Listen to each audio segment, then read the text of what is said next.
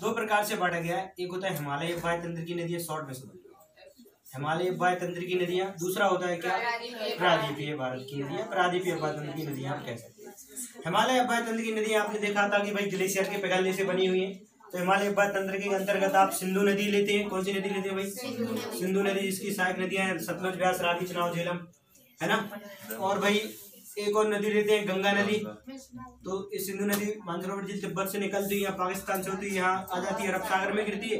दूसरी लेते हैं आप क्या, गंगा नदी, है ना। उसी के साथ यमुना नदी भी ले लेते हैं और यहीं से निकलती है क्या, ब्रह्मपुत्र। ये तीन मुख्य अपाय तंत्र है जो आपको पढ़ने होते हैं इसमें, हिमालय अपाय तंत्र। तो हम लोग जब भारत का भूगोल पढ़ेंगे तब इनको पढ़ा करेंगे, है ना। और दूसरा है प्रायद्वीपीय भारत की नदियां। तो प्रायद्वीपीय भारत, हमारी मध्य प्रदेश की सारी नदियां किसके अंतर्गत आती हैं, प्रायद्वीपीय भारत की नदियों के अंतर्गत आती है ना। तो क्योंकि देखो ये पहाड़ी क्षेत्रों से निकली हुई नदियां हैं, है ना, जो वर्षा पे डिपेंड रहती हैं। और प्रायद्वीपीय भारत की संपूर्ण नदियां भी बारिश पे डिपेंड रहती हैं, कोई ग्लेशियर के पिघलने से नहीं बनी हुई। तो दक्षिण भारत की भी काफी नदियां, जैसे हो गया भाई क्या, गोदावरी हो गया, कृष्णा हो गया, कावेरी हो गया। इन नदियों के बारे में भी पढ़ना है ना। लेकिन हमें केवल किन नदियों को पढ़ना है, मध्य प्रदेश की नदियां हम लोग पढ़ रहे हैं। तो मध्य प्रदेश की नदियां किसके अंतर्गत आएंगी, प्रायद्वीपीय भारत की नदियों के अंतर्गत आएंगी। इसलिए हमें इस चीज का ध्यान रखना है। ओके, ये वर्षा पर डिपेंड रहेंगी और गर्मियों के दिनों में अधिकांश नदियां सूख जाती है ना। तो चलिए शुरू करते हैं। प्राचीन मुझे एक चीज बताइए, गोखुर झील नदी की कौन सी अवस्था में बनती है, कौन सी अवस्था में, यू आकार की घाटी किस अवस्था में बनेगी, पुराण अवस्था में बनेगी। यू आकार की घाटी यू और भी आकार की घाटी, डेल्टा कौन सी अवस्था में बनता है, वृद्धावस्था, है ना। जो नदी डेल्टा नहीं बनाएगी उसका मतलब क्या होगा, वो एस्चुरी बनाएगी। कौन सी दो नदियां जो डेल्टा ना बना के एस्चुरी बनाती है, क्यों बनाती है, क्यों ऐसा है, क्योंकि रिफ्ट वैली भ्रंश घाटी से होकर बहती है। नर्मदा नदी और जो ताप्ती नदी वो भ्रंश घाटी रिफ्ट वैली से होकर बहती है, इसलिए उसका वेग भी क्या अगले टाइम में ज्यादा हो जाता है। इसलिए वो डेल्टा ना बना क्या बनाती है, एस्चुरी बनाती है। सबसे बड़ा डेल्टा कौन सा डेल्टा बड़ा, सुंदरबन का डेल्टा कौन कौन सी नदी द्वारा बनाया गया, गंगा और ब्रह्मपुत्र द्वारा। कहाँ पे स्थित है, पश्चिम बंगाल। कहाँ पर है भाई, पश्चिम बंगाल में। अधिकांश भाग उसका बांग्लादेश में है ना, लेकिन अपने पश्चिम बंगाल से लगभग ले लिया है। पहले लेते हैं मध्य प्रदेश की जीवन रेखा कही जाने वाली नदी, क्या नाम है उसका, नर्मदा नदी। क्या नाम है, नर्मदा नदी। अच्छा कोई मुझे बताएगा कि कहाँ से निकलती है, अमरकंटक, अनूपपुर, है ना। तो आप देख रहे हैं जनरली मैप में यदि हम पोजीशन लें तो अमरकंटक की पोजीशन यही है कि नहीं है ना। ये रहा अमरकंटक। कौन से जिले में आता है अमरकंटक, उसके पहले कहाँ था, शहडोल में, है ना। आता जब हम नर्मदा की अमर कथा पढ़ते थे तब वो शहडोल जिले में पढ़ा था ना, 5वीं की क्लास में नर्मदा की अमर कथा। तो वही कहाँ से निकलती है, अमरकंटक, अनूपपुर। तो मैं लिख लेता हूँ वही अमरकंटक और जिले का नाम है अनूपपुर, तहसील का नाम है पुष्पराज। कभी कभार तहसील भी पूछ लिया था, क्या अफवाह तंत्र मतलब कल आए थे कल ही, अच्छा परसों सैटरडे को आए थे, पढ़ा था चलो अब बात तंत्र समझ लो, इसी में समझ लेना। इधर देखो, नहीं सर इसमें अफवाह तंत्र मतलब नदियों के आसपास की जगह वगैरह नहीं। अफवाह मुख्य नदी और सहायक नदियों को मिला के जो तंत्र बनता है उसका अफवाह तंत्र। जैसे अभी मैं नर्मदा नदी का अफवाह तंत्र बना रहा हूँ, बात क्लियर हो जाएगी, है ना। तो देखो ये क्या है, मुख्य नदी है, कौन सी नदी है भाई, नर्मदा नदी। कहाँ से निकल रही है, अमरकंटक, अनूपपुर, पुष्पराजगढ़ तहसील से निकल रही है। और अमरकंटक में ही 2 जलप्रपात बना लेना आप यहाँ, है ना। थोड़ा देखो इसको थोड़ा घाटी रूप में बना लेते हैं, क्योंकि भ्रंश घाटी से होकर बहती थोड़ा घाटी टाइप से बना लेते हैं ना। नर्मदा घाटी रिफ्ट वैली, ये देखो नर्मदा नदी में पानी भरा हुआ है और यहीं पे काफी परियोजना भी हमें यहीं पे याद कर लेंगे सारी चीजें नर्मदा नदी संबंधित। यहाँ पर 2 जलप्रपात है, कौन कौन से हैं, दुग्धधारा और कपिलधारा।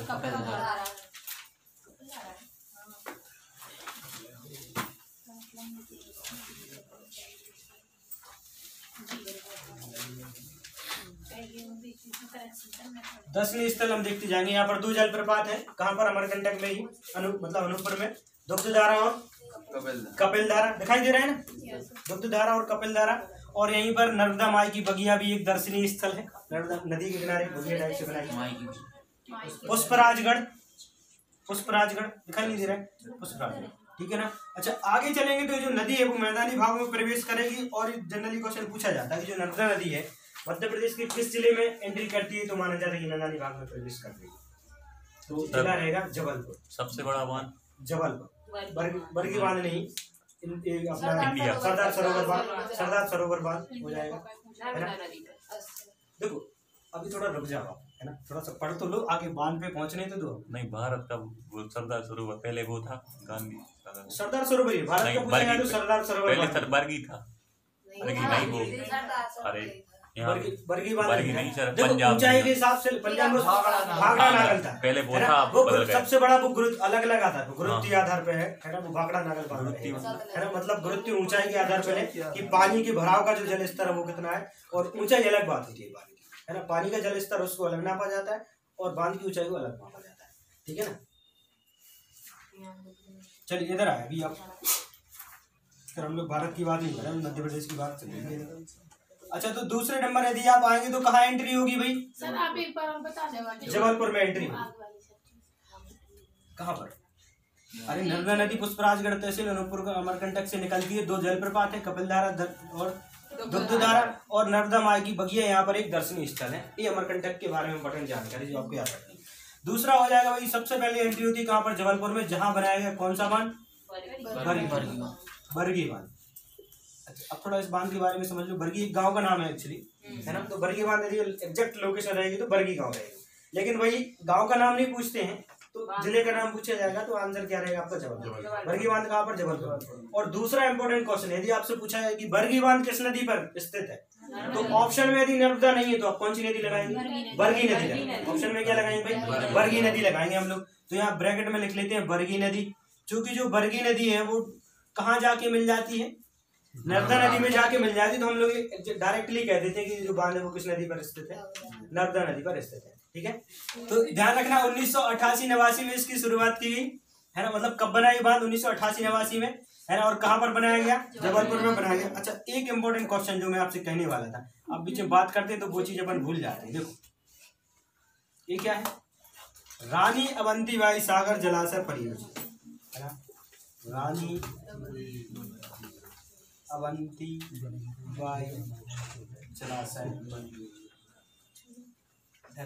तो क्वेश्चन ये पूछा गया था कि रानी अवंतीबाई जलाशय किस जिले में स्थित है, तो वो कहाँ रहेगा? जबलपुर में रहेगा, है ना। और ये जो जलाशय एक प्रकार से तालाब कह सकते हैं आप इसको, और इस तालाब में जो पानी आता है वो किस बांध से आता है? इसी बरगी बांध का पानी इसमें रखा जाता है, समझ गए ना, ठीक है। तो ये चीज आपको याद रखनी है कि रानी अवंतीबाई सागर बांध जो है वो कहाँ पर है, मतलब जो परियोजना कहाँ पर है? जबलपुर में है। जबलपुर मंडला एक्चुअली जो जबलपुर मंडला और सिवनी में स्थित है ना, जबलपुर मंडला सिवनी आप चाहें तो लिख सकते हैं, जबलपुर प्लस मंडला प्लस सिवनी और प्लस रानी अवंतीबाई यही है बरगी बांध की लाइन, हाँ उसी के लिए बोलते हैं। नहीं, इसके लिए नहीं बोले, इसके लिए तो बरगी बांध ही बोले, लेकिन रानी अवंतीबाई सागर जलाशय परियोजना जो है वो अलग से बनाई गई है, और इस डैम का पानी इसमें क्या हो जाता है? भरा जाता है, ठीक है ना, सिंचाई के लिए कह सकते हैं आप। आगे बढ़ते हैं अपन, बरगी बांध हो गया, एक बांध आपको क्लियर हो गया। अच्छा एक जलप्रपात भी है जबलपुर में, क्या नाम है? धुआंधार। तो यहाँ पर इस तरीके से हम लोग बनाएंगे जलप्रपात, ये जो सिंबल रहेगा वो जलप्रपात का रहेगा, ठीक है ना। तो ये हो गया कहीं धुआंधार जलप्रपात, धुआंधार वाटरफॉल, जो कि कहाँ आता है? भेड़ाघाट जबलपुर में, भेड़ाघाट जबलपुर सफेद संगमरमर के लिए फेमस है। चलिए आगे बढ़ते हैं। Rift valley. अच्छा इसी के आगे आते हैं अपन, तो अब अपन एंट्री करेंगे कहाँ पर? खंडवा में। कहाँ एंट्री करेंगे भाई?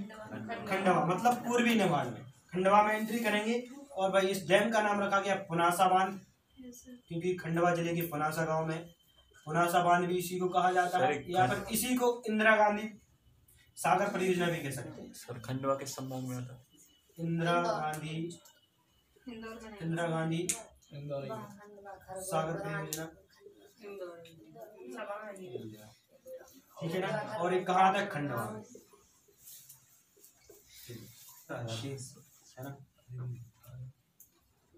एक और परियोजना इसी पर स्थित है, और उस परियोजना का नाम है ओमकारेश्वर जल विद्युत परियोजना, बहुउद्देशीय परियोजना भी कह सकते हैं आप। ओमकारेश्वर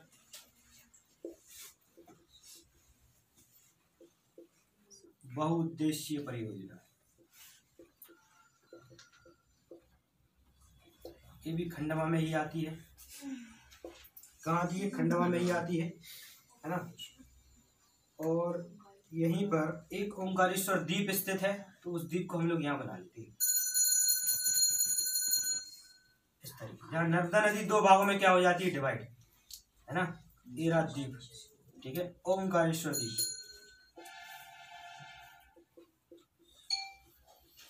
ओंकारेश्वर द्वीप जहाँ नर्मदा कितने भागों में डिवाइड हो जाती है? दो भागों में बट जाती है, ठीक है ना।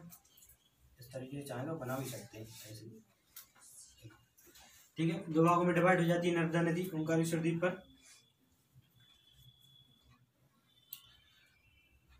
और आगे बढ़ते हैं। इसके बाद आते हैं भाई मध्य प्रदेश की अंतिम परियोजना जो इस पर स्थित है। कौन सी परियोजना? महेश्वर जल विद्युत परियोजना। अब कभी भूलना नहीं इस डायग्राम को, 100% एक क्वेश्चन आएगा इसमें से। महेश्वर जल विद्युत परियोजना खरगोन में है, जो कि खरगोन जिले में। महेश्वर कहाँ था? महेश्वर का पुराना नाम क्या है? महेश्वरी। महेश्वर किस लिए प्रसिद्ध है?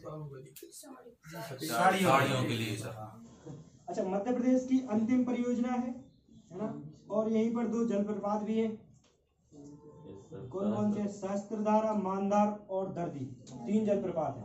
एक को यहाँ बनाते हैं, दो को यहाँ बनाते हैं। सहस्त्रधारा, मानधार और दर्दी।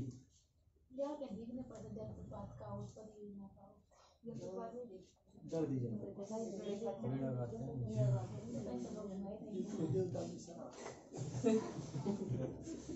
इसको रन ऑफ द रिवर परियोजना का नाम दिया गया। मैं अभी बताऊंगा आप कैसे, है ना। और इस नदी पर स्थित सबसे बड़ा बांध, थोड़ा बड़ा ही सही बना लेंगे इसको, है ना।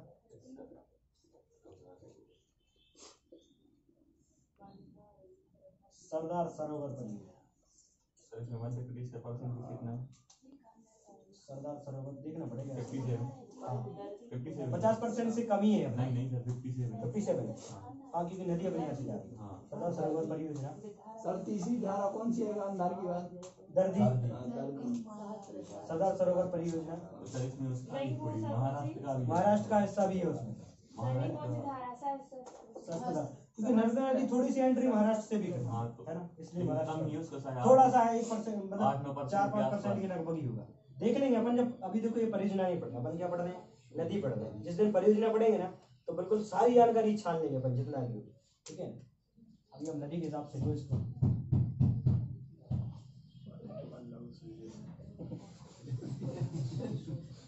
और यहाँ लिखेंगे हम लोग 1961 बाय पंडित नेहरू। बाय नेहरू लिख दूं मैं यहाँ? सभी लोग जानते हैं नेहरू जी को, मिल गए थे कुछ दिन पहले यहीं पे चाचा जी। भरूच जिला, गुजरात। नर्मदा जिला लिखना है ना। नर्मदा जिला कहाँ पर आता है? गुजरात में। चलिए। और कंक्रीट इस्तेमाल के आधार पे दुनिया का दूसरे नंबर का सबसे बड़ा बांध माना जाता है, क्योंकि पहले नंबर का अमेरिका का जो बांध है ना, वो बांध माना जाता है। ग्रैंड कोली बांध है अमेरिका का। टोलारेडो नदी पर स्थित ग्रैंड कोली बांध है। कौन सी नदी? टोलारेडो। आप ऐसे रखो, विश्व का इसके बारे में सर एक बात कही। सेकंड बांध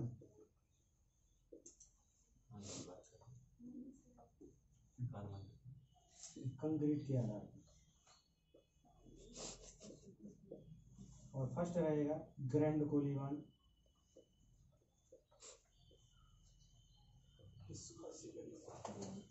आप पहले मुझे बताओ, आप डायग्राम बना रहे हो? नहीं बना, इसलिए उठपटांग दिमाग चला रहा हूँ। कहाँ बना बताइए? ऐसे नहीं चलेगा, पूरा बनाओ, कॉपी निकालो। सर इसमें लिखा भी कुछ भी दिमाग चला रहे हो। नहीं सर, इसके बारे में सच में एक दो बात बोली जाती है, लेकिन वो है ही सही होती हाँ, है। इसमें जो कंक्रीट लगा है तो उससे सीढ़ियाँ बनाई है चांद तक पहुँच सकते।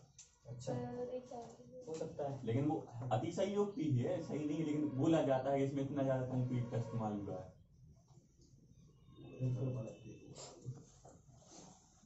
इसको पहले इस डायग्राम को समझ लो आप 5 मिनट में, है ना। इधर सभी को पता है नर्मदा नदी अमरकंटक उस राजगढ़ तहसील से निकलती है ना, जो वीरमपुर जिले में आता है। और भाई यहीं पर 2 जलप्रपात है अपने। कौन कौन से जलप्रपात है? कपिलधारा और दुगुलधारा। आगे चल के जो नदी है वो जबलपुर के मैदानी इलाकों में प्रवेश करती है। तो आप चाहे तो इंडिकेशन क्या लिख सकते हैं कि भाई मैदानी इलाकों में जबलपुर में प्रवेश कर रही है। और जबलपुर में एक बांध स्थित है, ठीक है, जो कि बरगी नदी पर बनाया गया है मेनली। और उस बांध का नाम क्या है? बरगी बांध है। और उसी बांध के जो जल है उससे एक परियोजना भी चलाई जा रही, रानी वंदीबाई सागर जलाशय परियोजना, जो कि जबलपुर मंडल और सिवनी की क्या है मतलब बॉर्डर पे आती है, तीन बीच में स्थित है। और इस बांध का पानी इसमें ले जाया जाता है। तो ये क्वेश्चन आपसे पूछा जा सकता है। आगे चलते हैं, यहीं पर एक जलप्रपात भी है जबलपुर में। कौन सा जलप्रपात? नर्मदा नदी पर स्थित है, इसलिए इसको हम लोग पढ़ रहे हैं। कौन सा जलप्रपात है? धुआंधार जलप्रपात है। और आगे आते हैं तो नर्मदा नदी अब जबलपुर से सीधा कहाँ प्रवेश करेगी? खंडवा। और भी इसकी कई सहायक नदियां हैं जिस पर बांध बनाए गए हैं, लेकिन वो बांध हम लोग जो परियोजना वो अलग से पढ़ लेंगे, ठीक है ना। इसमें वो कंक्लूड नहीं करेंगे, नहीं तो थोड़ा कंफ्यूजन वाला डायग्राम हो जाएगा। ओके, तो जो पुनासा बांध है वो कहाँ पर बनाया गया है? खंडवा में बनाया गया है। और उस बांध का नाम रखा गया इंदिरा गांधी सागर परियोजना, क्योंकि उसका शिलान्यास भी इन्होंने ही किया था, इंदिरा गांधी, ठीक है ना। तो कहाँ पर स्थित है? खंडवा। आगे आते हैं, खंडवा के बाद जो पश्चिमी निर्माण जिला कहलाता है उसका नाम क्या है? अभी खंडवा में एक और परियोजना है ना, पूर्वी निर्माण में एक और परियोजना है जिसका नाम क्या है भाई?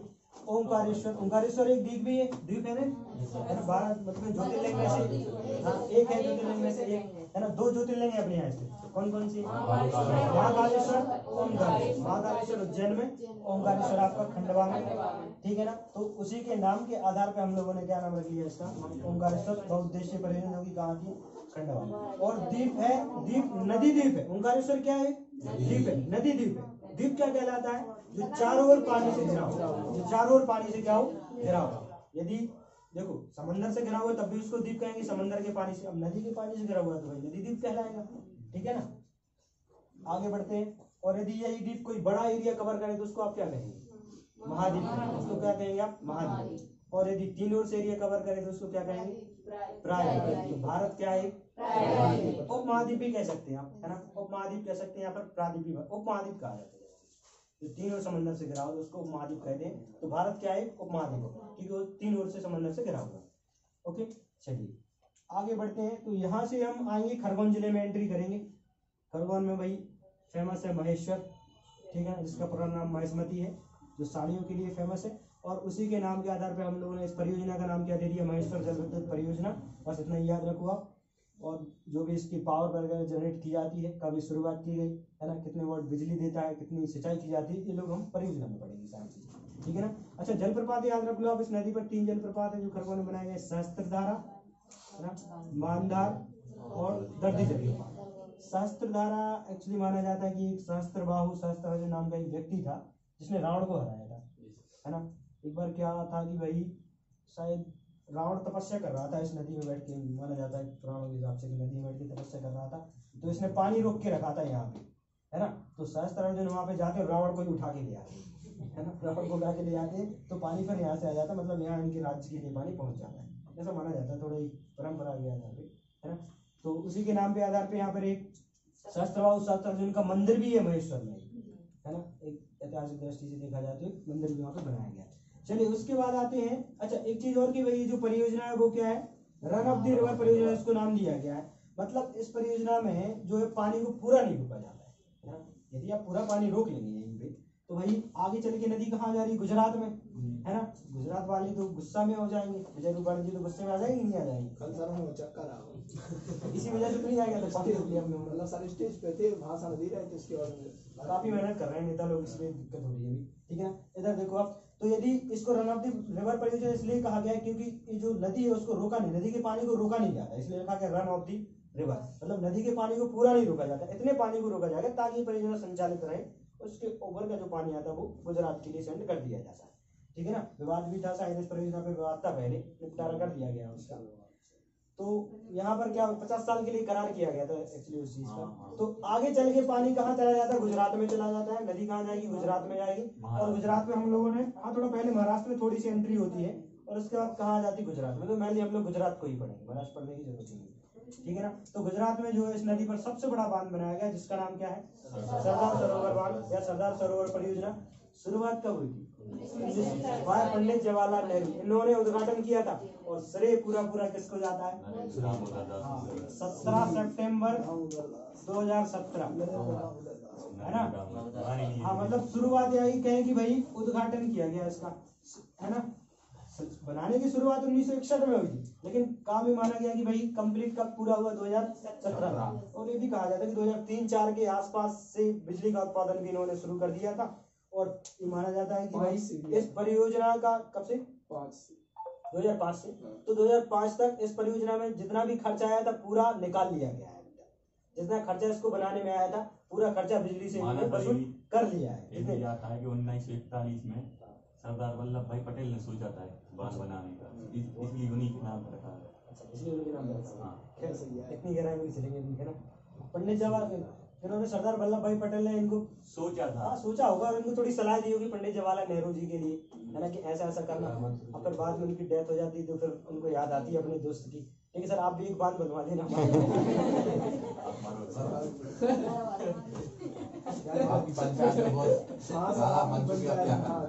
राष्ट्रीय स्तर का अवार्ड है हमारी पंचायत को, है ना। नाम सुना होगा आपने, राजनाथ सिंह जी ने कहा है ना। भारत की एकमात्र पंचायत पटिया गोपाल एक ऐसी पंचायत है हर खेत में कुआ। कहीं ना कहीं तो हम लोग आगे बढ़े। इधर आए अब आप ऊंचाई भी बताइए, थोड़ा रुक जाए। सरदार सरोवर बांध परियोजना क्या 1961 में शुरुआत की और उद्घाटन कब किया? 17 सितंबर 2017। मोदी जी का बर्थडे था, है ना। हैप्पी बर्थडे किया था इन्होंने, ठीक है। अपने बर्थडे में खुद ही एक गिफ्ट ले रखा है इन्होंने 17 सितंबर 2017 में। कौन सा? सरदार सरोवर बांध। अच्छा, इस बांध की जो ऊंचाई है 181।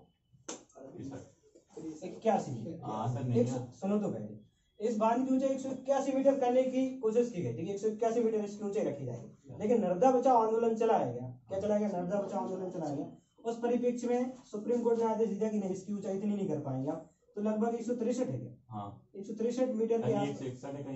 हाँ, 163 के आसपास ऊंचाई को क्या कर दिया गया है? इसको बढ़ा सकते, मतलब, लेकिन इसकी ऊंचाई बढ़ा के कितनी की जा रही थी? 181 मीटर। तो नर्मदा बचाओ आंदोलन मेधा पाटकर के नेतृत्व में चलाया गया था। मेधा पाटकर नर्मदा बचाओ आंदोलन चलाया था, क्योंकि यदि ऊंचाई बढ़ा है तो देखो, ऊंचाई बढ़ाने का मतलब ये कि जल का भराव चित्र बढ़ रहा है, और भराव चित्र बढ़ेगा तो कोई छोटा मोटा बांध तो है नहीं, कई गांव डूब में आएंगे उसके।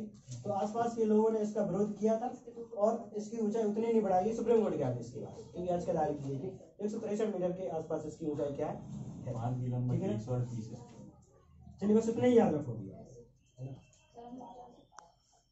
और क्या बच गया है?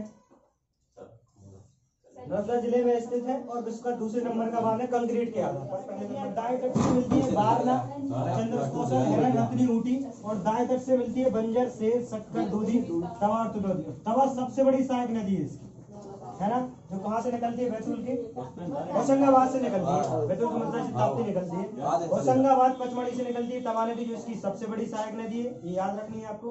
और इसकी सहायक नदियों की संख्या टोटल कितनी है? 41। ये आप याद रखें, कितनी है टोटल सहायक नदियों की संख्या? 41। और इसकी जो टोटल लंबाई है वो कितनी है? 1312 किलोमीटर। लेकिन यदि मध्य प्रदेश की बात करें तो 1077 किलोमीटर। बस ये होगी आप मध्य प्रदेश की पहली नदी।